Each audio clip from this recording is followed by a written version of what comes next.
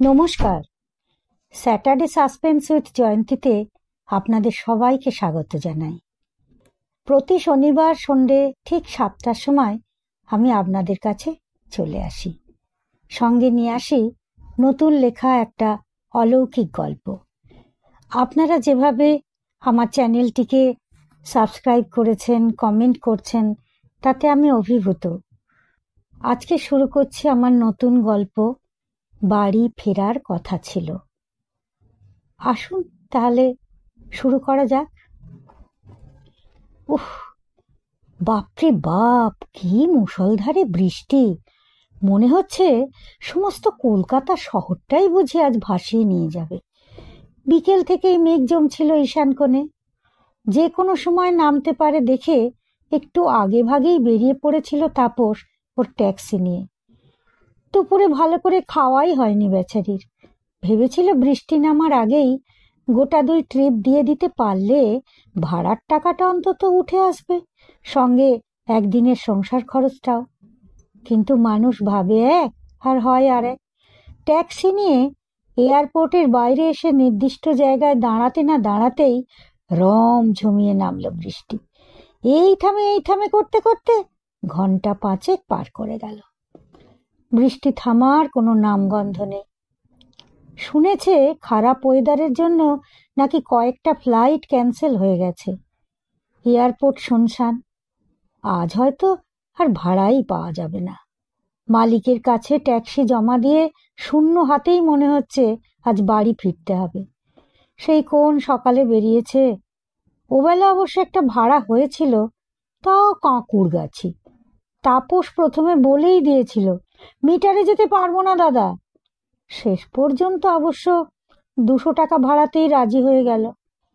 অবশ্য এর বেশি বললে লোকটা হয়তো রাজিই হতো না, বরং 2 পা হেঁটে গিয়ে বাস ধরে বাসেই চলে যেত। বয়স্ক মানুষ, দেখলেই বোঝা যায় বেশ দুস্থ অবস্থা। অসুস্থ স্ত্রীকে নিয়ে উনি ভেলোরে গিয়েছিলেন চিকিৎসা করাতে। বলেছিলেন নিতান্তই অসুস্থ, না হলে প্লেনে যাবার মতো অবস্থা তার নয়। তবে প্লেন ভাড়া দিয়েও নাকি কলকাতার তুলনায় ভেলোরে চিকিৎসা খরচ অনেকটাই কম। কর কর করাত।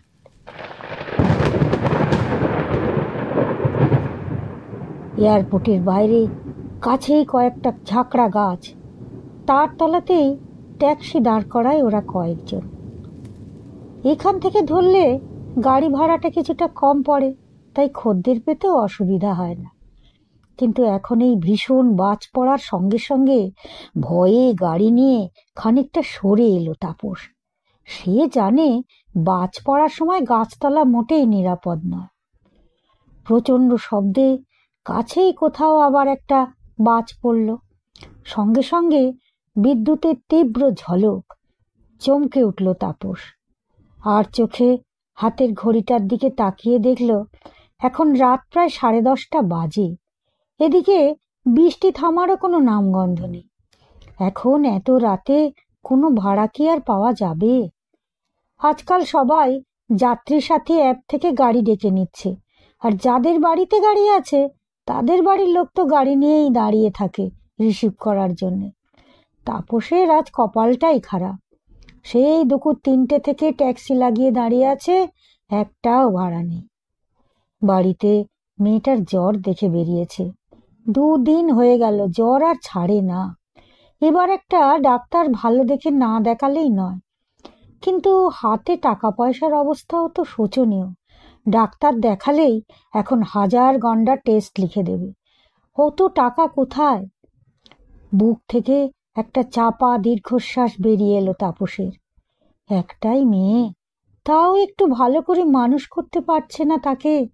না একটু ভালো খাওয়া দাওয়া, না ভালো পড়া, আর না ভালো কোনো স্কুল। বউ মনিকা নেহাত সেলাইয়ের কাজটা ধরেছিল, তাই একটু যা সুরাহা হয়। সেলাই তো সে শেখেনি, শুধু ব্লাউজে হুক লাগাবার কাজ পেয়েছে গোটা 3 দর্জির দোকানে অনেক ঘোরাঘুরি করে। পুজোর 3-4 মাস আগে থেকেই তার কাজের চাপ বেড়ে যায়, আর এই পিক টাইমেই মেয়েটা কিনা জ্বর বাঁধালো।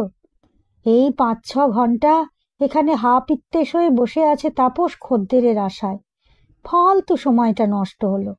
এই সময়টুকু তো সে রুগ্ন মেয়েটার কাছে একটু বসতে পারত, বউটাকেও তো একটু সাহায্য করতে পারত ঘরের কাজে। আবার একটা বাজ পড়ল। তীব্র বিদ্যুতের চাবুক যেন আকাশটার এ প্রান্ত থেকে ও প্রান্ত ফালা ফালা করে দিল। ধুস শালা! বিরক্ত হয়ে পকেট থেকে বিড়ি দেশলাই বের করলো তাপস। লাইনের সবকটা গাড়ি একে একে ফিরে গেছে। এই দুর্যোগে প্যাসেঞ্জারের আশায় বসে না থেকে যে যার মতো বাড়ি চলে গেছে। এতক্ষণে হয়তো বউ বাচ্চা নিয়ে তারা গরম চায়ের কাপে চুমুক দিতে দিতে টিভি দেখছে। তাপস বিড়িটা জ্বালিয়ে 2-4টে টান দিয়ে মনে মনে ঠিক করলো এবার সেও ফিরে যাবে। কে জানে মেয়েটা কেমন আছে। ওর জন্যে আজ কিছু আঙুর কিনে নিয়ে যাবে ভেবেছিল, কিন্তু ভাড়াই তো হলো না। আর এত রাতে দোকানপাটও সব বন্ধ। হাত পোড়া বিড়িটা ছুঁড়ে ফেলে দিয়ে একটা দীর্ঘশ্বাস ফেলল তাপস। গাড়িটা স্টার্ট দিয়ে বের করে এনে চারিদিক একবার তাকিয়ে দেখতে লাগলো। না, আজ আর কোনো আশা নেই। চারিদিকে শুধু জল আর জল। জল দাঁড়িয়ে গেছে রাস্তায়। যত দূর চোখ যায় জনমানুষের চিহ্ন মাত্র নেই। প্রবল বৃষ্টির ছাঁটে রাস্তার আলোগুলো যেন কানা চক্ষু খঞ্জ বৃদ্ধের মতো দাঁড়িয়ে আছে। মনটা এবার সত্যি সত্যি ভীষণ খারাপ হয়ে গেল ড্রাইভার তাপসের। গ্রামের ছেলে, অ্যাকাউন্টেন্সিতে অনার্স নিয়ে বিএ পাশ করেছিল। তারপর বছর 2 ঘুরে কোথাও কিছু না পেয়ে কলকাতায় এসে ড্রাইভিং শিখল। গ্রামে রিক্সা চালানোর থেকে শহরের ট্যাক্সি চালানো ঢের ভালো। মৌলালিতে স্টুডেন্ট হোস্টেলে থাকতো। খরচ সেখানে অনেক কম। ড্রাইভিং শিখতে শিখতেই মল্লিকবাবুর সঙ্গে আলাপ। গোটা 10-12 ট্যাক্সি ওনার, সবগুলোই ভাড়া খাটান। ওনার সঙ্গেই জুড়ে গেল সেই থেকে। লোকটা খুব ভালো, দয়া মায়া আছে শরীরে, সুবিধে অসুবিধে বোঝেন। এই যে আজ এত বৃষ্টি, মোটেই ভাড়া পেল না। ওনাকে বুঝিয়ে বললে ঠিক বুঝবেন। দৈনিক পাওনা 600 টাকার জায়গায় হয়তো 200 টাকাতেই সন্তুষ্ট থাকবেন। বলবেন, টাকাটা কিন্তু ডিউ থাকলো রে তাপস, অন্য কোনো দিন দিয়ে দিস। এমন মনিব পাওয়া ভাগ্যের কথা। তাপস তাই এই 5-5টা বছর ওনার কাছেই পড়ে আছে। এখন সে স্বপ্ন দেখে ব্যাংক লোন নিয়ে নিজের গাড়ি কিনবে, দূরে দূরে ভাড়া নেবে, টুরিস্ট পার্টিদের সঙ্গে 4-5 দিনের কন্ট্রাক্ট করে নেবে। এতে খাটুনি অনেক কম হয়, অথচ লাভ থাকে অনেক বেশি। তখন বাড়িতেও কিছু কিছু টাকা পাঠাতে পারবে। আজ কত বছর হয়ে গেল দেশের বাড়ি বাবা মাকে একটা টাকাও দিতে পারে না। নেহাত বিঘে 2 চাষের জমি আছে, তাই রুক্ষে। 2 দাদা আর বাবা চাষ করে মোটামুটি যা হয় চলে যায়। তাপসের অপেক্ষায় থাকতে হয় না ওদের। কিন্তু তারও তো একটা মন আছে। বাড়ির কাউকে কিছু দিতে না পারার কষ্টটা কি কম? দিতে পারে না বলে বাড়িতে যাওয়াও আজকাল কমিয়ে দিয়েছে একদম। কিন্তু মনটা তো কেঁদে কেঁদে ঘুরে বেড়ায় গ্রামের মাঠে ঘাটে, পুকুর পাড়ে, চড়ক তলায়, ঘরে দোরে মায়ের আঁচলের গন্ধ খুঁজে খুঁজে পেরে। এক এক সময় মনে হয় এত তাড়াতাড়ি বিয়েটা না করলেই ভালো হতো, কিন্তু উপায় ছিল না। মনের নেশাখোর বাপটা দুম করে ওর বিয়ে ঠিক করে ফেললো একটা মালদার ছেলের সঙ্গে। ছেলে না বলে ছেলের বাপ বলাই ভালো লোকটাকে।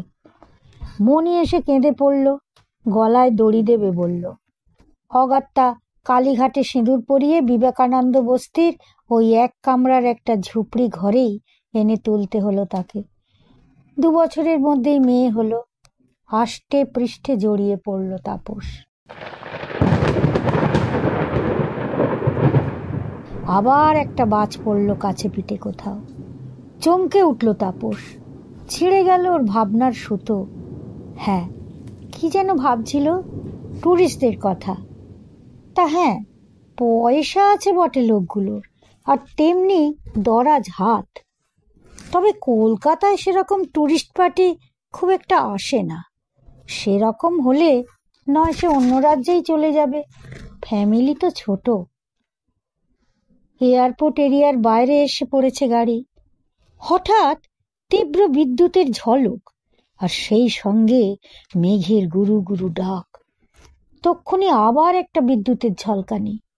হঠাৎ তাপসের চোখে পড়ল সামনে রাস্তার ধারে ফুটপাতে একা একটা মেয়ে দাঁড়িয়ে দাঁড়িয়ে ডাহা ভিজছে, সঙ্গে একটা ছোট সুটকেস। তুমুল বৃষ্টির মধ্যে তাপসের ট্যাক্সিটা দেখেই হাত নাড়িয়ে থামতে বলল মেয়েটা। আশায় বুক দুলে উঠল তাপসের। এই বৃষ্টিতে এত রাতের ভাড়া, হয়তো সারাদিনের লোকসান উসুল হয়ে যাবে এবার এই এক ভাড়াটেতেই।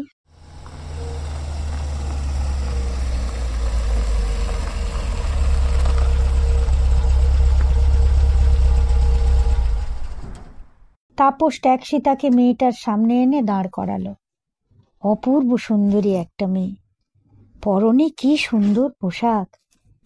কিন্তু আশ্চর্য, কোথাকার মেয়ে রে বাবা, এই বৃষ্টিতে না একটা ছাতা না একটা রেনকোট। বয়সও মেয়েটার বেশি না, এই কলেজ টলেজে পড়ার বয়স। আচ্ছা, বাড়ির লোকই বা কেমন ওর? এই ওয়েদারে একা একটা মেয়েকে রাস্তায় ছেড়ে দিল। ভিজে একেবারে সপ সপ করছে বেচারি। তাড়াতাড়ি দরজাটা খুলে দিয়ে তাপস খুব আন্তরিকভাবে ডাকলো, আসুন আসুন, ভেতরে আসুন দিদি। মেয়েটা তার আপাত মস্তক, ভিজে শরীর আর ভিজে পোশাক নিয়ে খুব কুণ্ঠিতভাবে দাঁড়িয়েছিল গাড়ির দরজার সামনে। সারা শরীর থেকে জল গড়িয়ে পড়ছে তার। তাপস ঘাড় ঘুরিয়ে বলল, চিন্তা নেই দিদি, উঠে আসুন। ও জল টল যা পড়ে পড়ুক, আমি পরে মুছে নেবক্ষণ। আপনি আরাম করে বসুন তো, আর ট্রলি ব্যাগটা পায়ের কাছে রাখুন। হ্যাঁ হ্যাঁ, ঠিক আছে ঠিক আছে, বসুন আপনি ভালো করে। উহ, যা বৃষ্টি, ভাবা যায় না। এবার কলকাতায় বন্যা টন্যা হয়ে যাবে দেখছি। মেয়েটা একটু আড়ষ্টভাবে বসলো জড়সড় হয়ে।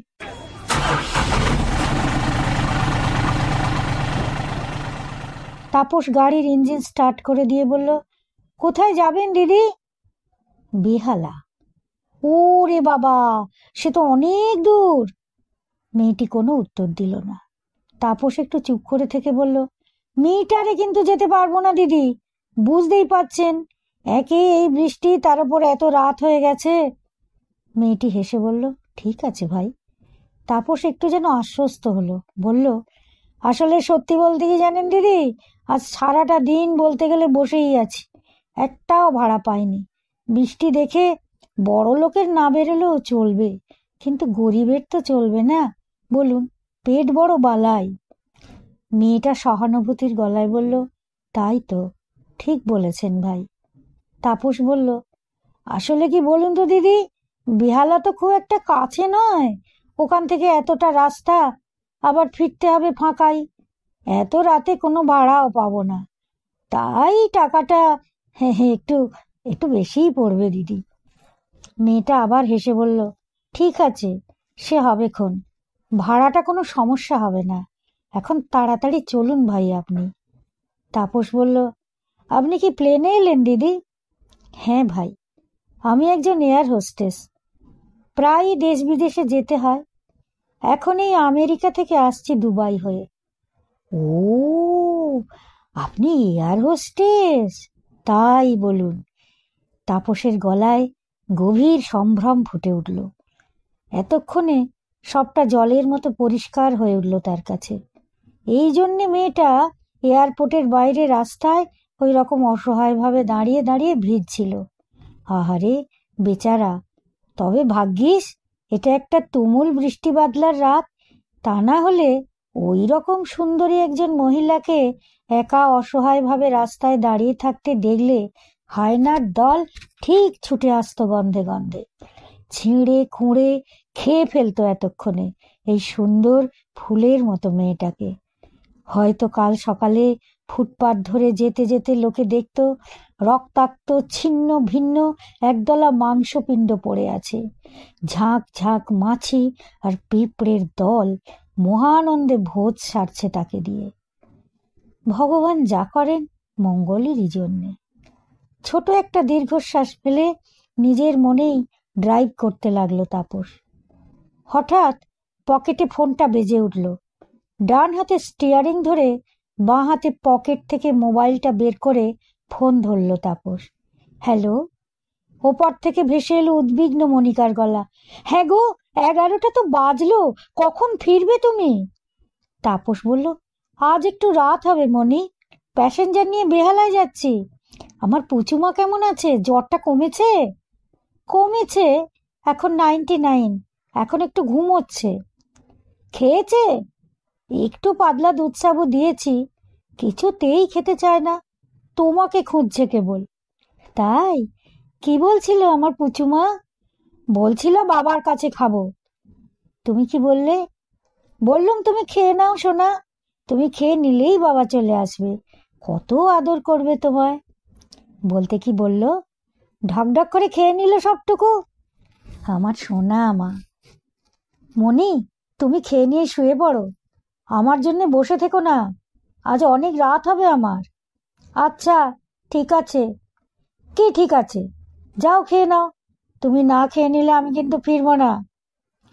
ওপাশ থেকে হালকা হাসির শব্দ ভেসে এলো। মনিকা বলল, তুমি কিছু খেয়েছো? তাপস বলল, বেরোতেই পারিনি গো, খাবো কি, আর দোকান টোকানও তো সবই বন্ধ। ওই জন্যে পই পই করে বলি, সঙ্গে দুটো কটা বিস্কুট রেখো অন্তত। আচ্ছা আচ্ছা, রাখবো এবার থেকে। এবার ছাড়ি? হ্যাঁ ছাড়ো। ফোনটা পকেটে রেখে দিল তাপস। প্যাসেঞ্জার মেয়েটিকে উদ্দেশ্য করে বলল, বউয়ের ফোন বুঝলেন দিদি, খুব চিন্তা করছে। এত রাত তো করি না। মেয়েটা বলল, কার অসুখ করেছে ভাই? আমার মেয়ের দিদি, এই সবে বছর 2 বয়স, এর মধ্যেই একেবারে কথার ঝুড়ি। আমি না থাকলে খাবে না, ঘুমোবে না, কিচ্ছু করবে না, যতক্ষণ না বাড়ি ফিরবো জেগে বসে থাকবে ঠায়। ওর মা তো রেগে যায়। মেয়েটি হেসে বলল, একটাই মেয়ে বুঝি আপনার? তাপস বলল, হ্যাঁ দিদি, তাই দেখুন না, ভালো করে মানুষ করতেই পারছি না। আচ্ছা দিদি, একটা কথা জিজ্ঞেস করবো আপনাকে? মেয়েটি বলল, কি কথা? আপনি কিছু মনে করবেন না তো? না না, মনে করব কেন, বলুন না কি জানতে চান। তাপস একটু আমতা আমতা করে বলল, আচ্ছা দিদি, এয়ার হোস্টেস হতে কত টাকা লাগে বলুন তো? অনেক টাকা পয়সা দিতে হয় নাকি? মেয়েটা হেসে বলল, না না, টাকা পয়সার তেমন ব্যাপার নয়, একটু বুদ্ধিমান, স্মার্ট আর ভালো চেহারা থাকলেই অ্যাপ্লাই করা যায়। তবে ইংলিশটা অবশ্যই খুব ভালো জানতে হয়। তাপস বলল, তাহলে তো ভালোই, আমি ভাবছিলাম কত না জানি টাকা পয়সা লাগে। আসলে দিদি, আমার না মেয়েটাকে এয়ার হোস্টেস করবার খুব শখ। দেখি তো রোজ এয়ার হোস্টেস দিদিদের আসতে যেতে, খুব ভালো লাগে জানেন তো, কি ঝকঝকে স্মার্ট, কেমন দেশ বিদেশ ঘুরে বেড়ায় বলুন দিদি। মেয়েটি বলল, হ্যাঁ তা অবশ্য ঠিক, অনেক দেশ বিদেশ দেখা যায়, নানান দেশের নানা মানুষের সাথে আলাপ পরিচয় হয়, কত অভিজ্ঞতা হয়। তাপস একটা ছোট্ট দীর্ঘশ্বাস ফেলে বলল, নিজের তো কোনো স্বপ্নই সফল হলো না দিদি, পাড়া গাঁয়ের চাষি ঘরের ছেলে, দেখি মেয়েটাকে নিয়ে যদি কিছুটা শখ মেটাতে পারি। মেয়েটা না আমার দেখতে খুব সুন্দর হয়েছে দিদি, ঠিক ওর মায়ের মতো। পিছনে বসে থাকা মেয়েটি বলল, বাহ, তাহলে তো ভালোই, অনেকটা অ্যাডভান্টেজ পাবে। তাপস খুশি ভরা গলায় বলল, খুব ভালো লাগলো দিদি আপনার কথা শুনে। আমার ইচ্ছা যেমন করেই হোক ওকে ইংলিশ মিডিয়াম স্কুলে পড়াবই। বাপ গরিব বলে কি মেয়ে বড় কিছু হবে না? আচ্ছা দিদি, আপনার বাবা কি করেন? মেয়েটি বলল, আমার বাবা রিটায়ার্ড প্রফেসর, আগে কলেজে পড়াতেন, বাড়িতেও অনেক ছাত্র পড়াতেন, এখন আর কিছুই করতে পারেন না। মেয়েটার মুখ থেকে চাপা দীর্ঘশ্বাসের শব্দ বেরিয়ে এলো। একটু কুণ্ঠিতভাবে তাপস জিজ্ঞেস করল, কেন দিদি, কি হয়েছে ওনার? ক্যান্সার। ইস, সরি দিদি, ভেরি সরি, না জেনে আপনাকে কষ্ট দিয়ে ফেললাম। মেয়েটি বলল, না না, কষ্টের কি আছে? এখন তো ঘরে ঘরেই ক্যান্সার, আর আজকাল অনেক ভালো ভালো ট্রিটমেন্টও বেরিয়ে গেছে। প্রথম দিকে ধরা পড়লে সেরেও তো যাচ্ছে অনেকে। তাপস বলল, তা হয়তো যাচ্ছে, তবে এ রোগের ওষুধপত্রের দাম শুনেছে খুব বেশি, সাধারণ মানুষ কিনে উঠতে পারে না, তাই না দিদি? পিছন থেকে মেয়েটি বলল, এখানে এত দাম, কিন্তু আমেরিকায় দাম অনেক কম। তাপস খুব অবাক হয়ে বলল, আমি তো উল্টোটাই জানতাম। মেয়েটি বলল, এই তো, আমি তো আমেরিকা থেকে বাবার জন্য ওষুধ কিনে নিয়ে যাচ্ছি। আমার ফ্লাইট ছিল ওয়াশিংটনে, তাই ফেরার সময় ওষুধটা কিনেই নিয়ে এলাম। এখানে কোনো ফার্মেসি থেকে আনিয়ে দিলে 10 গুণ দাম পড়ত, জিনিসটাও হয়তো ঠিকঠাক হতো না। ওষুধটা নিয়মিত পড়লে আমার বাবাও সুস্থ হয়ে উঠবেন। তাপস বলল, নিশ্চয় দিদি, ভগবান আপনার বাবাকে দেখবেন, আরো অনেক বছর বাঁচিয়ে রাখবেন, দেখবেন। আপনার মতো এত কেয়ারিং মেয়ে যার। আচ্ছা দিদি, আপনার আর ভাই বোনেরা? মেয়েটি বলল, আমার কোনো ভাই বোন নেই ভাই। তাপসের কথা শেষ হবার আগেই মেয়েটি বলে উঠল, আমার কোনো ভাই বোন নেই। আমি বাবা মায়ের একমাত্র সন্তান। আমি ছাড়া আমার বাবা মাকে দেখভাল করবার কেউ নেই। কথাগুলো বলতে বলতে মেয়েটার গলার স্বর ভারী হয়ে এলো। একটু থেমে থেমে গলা পরিষ্কার করে নিয়ে আবার শুরু করলো মেয়েটি। জানেন ভাই, আপনি যেমন আপনার মেয়েটাকে নিয়ে স্বপ্ন দেখেন, ঠিক তেমনি আমার বাবা মাও আমাকে নিয়ে স্বপ্ন দেখতেন। তারাও তাদের সবটুকু দিয়ে আমাকে মানুষ করেছিলেন। এখন আমি বড় হয়েছি, উপার্জন করছি, এখন আমার তো তাদের পাশে দাঁড়ানো উচিত, বলুন? তাপস বলল, তা তো অবশ্যই। আপনি তো আপনার বাবা মাকে যথেষ্টই ভালোবাসেন দেখছি। বাবার ওষুধ কিনে আনছেন কোন দূর দেশ থেকে, তাদের পাশে দাঁড়িয়েছেন। মেয়েটি একটি দীর্ঘশ্বাস ফেলে বলল, কই আর দাঁড়াতে পারলাম। এই তো, কালই আবার আমাকে চলে যেতে হবে অনেক দূর। তাপস বলল, সে আর কি করা যাবে দিদি, এটাই তো আপনার চাকরি, না? মেয়েটি আবার একটি দীর্ঘশ্বাস ফেললে বলল, হ্যাঁ ভাই, ওপর থেকে অর্ডার এলে তো যেতেই হবে। তবু এইটুকু শান্তি যে বাবার ওষুধটা এনে দিয়ে যেতে পারলাম। আপনাকে অনেক ধন্যবাদ ভাই। আপনি গাড়িতে না নিলে আজ এই বাড়ি আসতেই পারতাম না। তাপস বলল, না না, তা কেন? আপনি রাতটুকু নয়, এয়ারপোর্টের মধ্যে কাটিয়ে কাল সকালেই বাড়ি চলে যেতেন। মেয়েটি বলে উঠল, তা কি করে হবে? আপনাকে বললাম না, কালই আমাকে চলে যেতে হবে অনেক দূরে। শুধু শুধু আজকের এই রাতটুকুই হাতে সময় ছিল আমার। কাল সকালেই আমার ফ্লাইট। এবার কোথায় দিদি, কোন দেশে? মেয়েটি বলল, তা তো জানি না, যখন যাব তখন হয়তো জানতে পারবো। তাপস বলল, গল্পে গল্পে এসে পড়েছি দিদি, এই যে ঢুকছি আপনার বেহালায় এবার। এখন একটু গাইড করে যান, হ্যাঁ? এদিককার অলিগলিগুলো আমি ঠিক চিনি না। মেয়েটি সহসা খুব উচ্ছ্বসিত হয়ে উঠল। খুশিতে ঝলমল করে উঠল তার দু চোখ। জানলা দিয়ে বাইরে তাকিয়ে সে প্রায় চিৎকার করে বলে উঠল, ওই তো, ওই তো আমাদের চৌরাস্তা। বহুদিন পরে ঘরে ফেরার আনন্দ যেন উথলে পড়ছে মেয়েটির গলায়। সে একের পর এক পথ নির্দেশ দিয়ে যেতে লাগলো। ওই তো, ওই তো দেখা যাচ্ছে দূরে, ওই আমাদের স্কুল। জানেন তো, ছোটবেলায় না এই স্কুলেই পড়েছি আমি। আর এই তো, এই যে এই এই বাঁদিকটায় টার্ন নিন, হ্যাঁ হ্যাঁ, এই যে এই এই না এই দিকটারই মাঠটা, এখানে পুজোর সময় বিরাট মেলা বসে। আমি একদিন মা বাবার সঙ্গে আসতাম, আর বাকি 3 দিন বন্ধুদের সঙ্গে ঘুরতাম। উফ, কত ঠাকুর দেখতাম, কত আনন্দ করতাম। জানেন তো, 3 দিন ফাংশন হতো, আমি ফাংশনে নাচতাম। হ্যাঁ হ্যাঁ, এই এই বাঁদিকটা, এবার এই এই বাঁদিকটা একটু ঘোরান। হ্যাঁ, এটা না আমাদের পার্ক। ছোটবেলায় এখানে রোজ মণিমেলার হাসর বসতো। আমরা ছোটরা কত রকম খেলা করতাম, কত আনন্দ করতাম। রোজ বিকেলে বিকেলে বিবেক কাকু আমাদের খেলাতেন। ওই যে ওই যে সামনে লাইট পোস্টটা দেখছেন না, হ্যাঁ হ্যাঁ, এই একটু আগে, হ্যাঁ এইখানে। ওর পরে থেকেই আমাদের নিজেদের পাড়া। ওই তো শকুন্তলা পার্ক, ওইখানে। এই যে এই এই ডান দিকের রাস্তাটা দিয়ে সোজা ঢুকে যান। হ্যাঁ, এইবার এবার বাঁয়ে ঘুরুন একটু। হ্যাঁ, আর একটু গেলেই আমাদের বাড়ি। এই তো, এই এই এই যে এসে গেছি, এসে গেছি ভাই। এই এখানে রাখুন। ওই যে সামনের দোতলা বাড়িটাই দেখছেন না, ওইটাই আমাদের বাড়ি। এখানে একটু দাঁড় করান ভাই, আমি ভেতরে যাই, আপনার ভাড়ার টাকাটা নিয়ে আসছি, আপনি একটু দাঁড়ান। তাপস ভীষণভাবে অবাক হয়ে বলল, এ কি বলছেন দিদি, আপনার কাছে টাকা নেই? আছে আছে ভাই আছে, বাড়িতে টাকা আছে।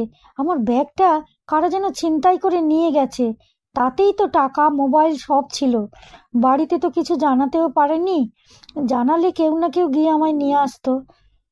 প্রচন্ড রাগ আর বিরক্তি আর হতাশা নিয়ে তাপস বলল, আগে জানলে আসতাম না। কাজটা কিন্তু ভালো করলেন না দিদি। যান যান, তাড়াতাড়ি যান বাড়িতে, দেখবেন বাড়িতে ঢুকে গিয়ে আবার হাওয়া হয়ে যাবেন না যেন। মেয়েটা বলল, না না, আমি যাবো আর আসবো, আপনি একটু দাঁড়ান। তাপস বাড়ি থেকে একটু দূরেই গাড়িটা দাঁড় করিয়ে দিল। বললো, একটু তাড়াতাড়ি করবেন দিদি, বুঝতেই তো পারছেন আবার আমায় এতটা পথ যেতে হবে। মেয়েটি বলল, হ্যাঁ হ্যাঁ, নিশ্চয়ই নিশ্চয়ই, আপনি জাস্ট 5টা মিনিট অপেক্ষা করুন, আমি যাবো আর আসবো। কথাগুলি বলেই মেয়েটা এগিয়ে গেল একটা ছোট অন্ধকার দোতলা বাড়ির দিকে।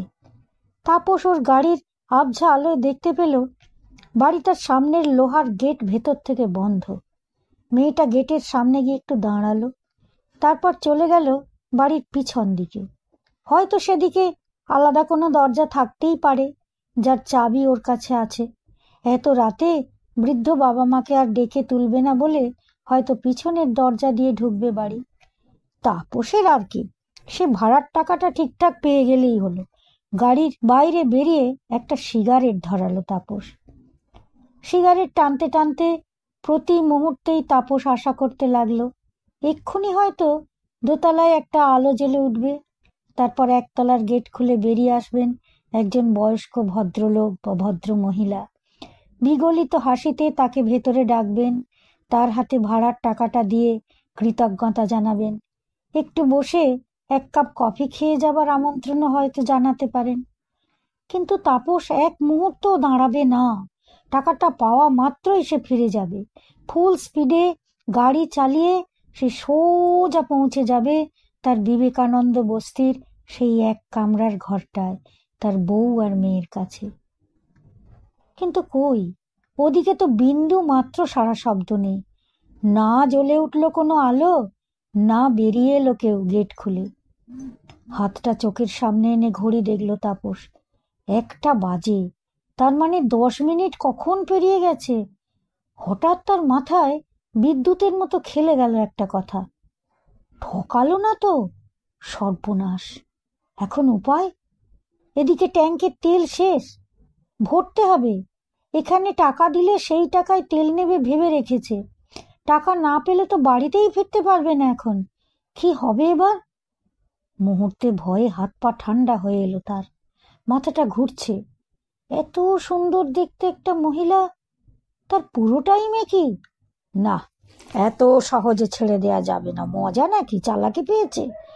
তাপস পায়ে পায়ে এগিয়ে গেল গেটের কাছে। গেট ধরে সজোরে নাড়া দিতে লাগলো, সেই সঙ্গে ডাকতে লাগলো বাজখাই গলায়, বাড়িতে কেউ আছেন? এই যে শুনছেন, কেউ আছেন বাড়িতে? কোনো সাড়া শব্দ নেই।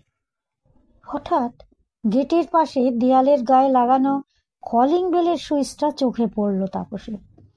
সে সজোরে টিপে ধরল বোতাম, বারবার বাজাতে লাগলো বেলটা।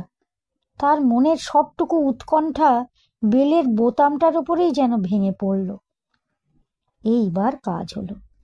1তলার সরু বারান্দায় একটা ম্যাড়ম্যাড়ে হলদেটে আলো জ্বলে উঠল।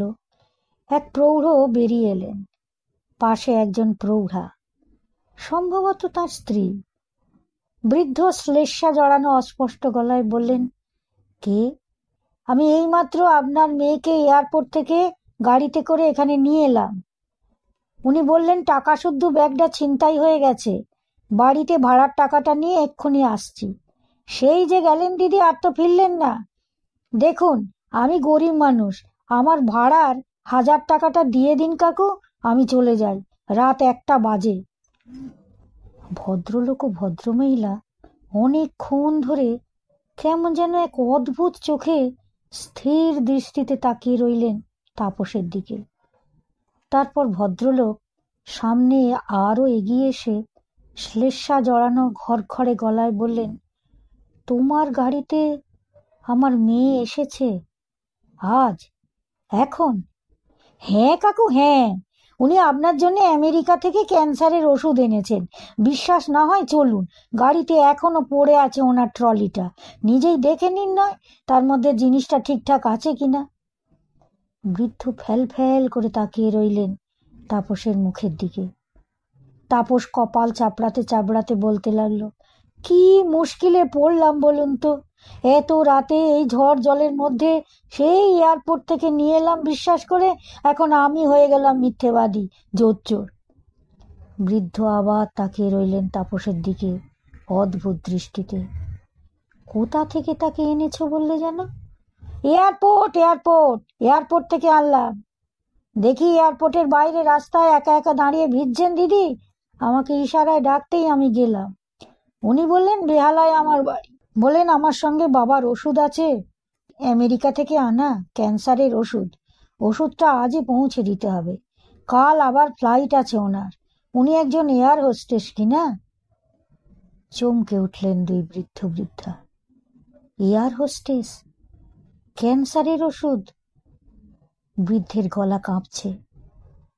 তাপস দেখল বৃদ্ধের সমস্ত মুখটা হঠাৎ ছাইয়ের মতো ফ্যাকাশে হয়ে গেছে। বৃদ্ধা মুখে আঁচল চাপা দিয়ে ফুপিয়ে ফুপিয়ে কেঁদে উঠলেন।